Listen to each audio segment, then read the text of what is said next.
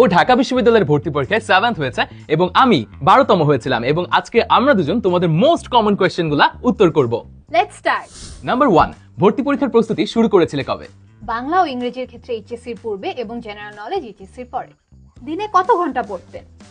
যতক্ষণ আসলে ব্রেন কাজ করতো। জোকস অ্যাপার্ট, আমি আসলে একটু উল্টা রুটিনে পড়াশোনা করতাম। আমি সন্ধ্যা 6টা থেকে পরের দিন সকাল 7টা পর্যন্ত পড়াশোনা করতাম, কারণ ঢাকা শহরে ইউ গাইজ নো যে কোলাহল অনেক বেশি। দ্যাটস ওয়াই আমি রাতের বেলা পড়তাম, দিনের বেলা ঘুমাইতাম। নাম্বার 3, সবচেয়ে দুর্বল ছিলে কোন বিষয়ে? জেনারেল নলেজ, যেহেতু এটা আগে কখনো পড়া হয়নি তাই এটা নিয়ে আমি অনেক প্যারা খেয়েছিলাম। ফ্ল্যাশ কার্ডস, স্টিকি নোটস, এরপর রেগুলার রিভিশন দেওয়া, এই ট্রিকগুলো আমি ইউজ করেছিলাম। ডিস্ট্রাকশন কিভাবে অ্যাভয়েড করতেন? শুধুমাত্র অনলাইন ক্লাস করার সময় আমি ফোনটা ইউজ করতাম এবং বাকি পড়াশোনা করার সময় আমি ফোনটা আম্মুর কাছে জমা দিয়ে রাখতাম। Last question, one advice that changed everything. Study smart not hard. তোমার জন্য ইম্পর্টেন্ট টপিকগুলো খুঁজে বের করে সেগুলোর উপর ফোকাস দিয়ে পড়তে হবে। ভাই, আপনারটা কি ছিল? পড়াশোনা করে যে লাল বাসে চড়ে সে।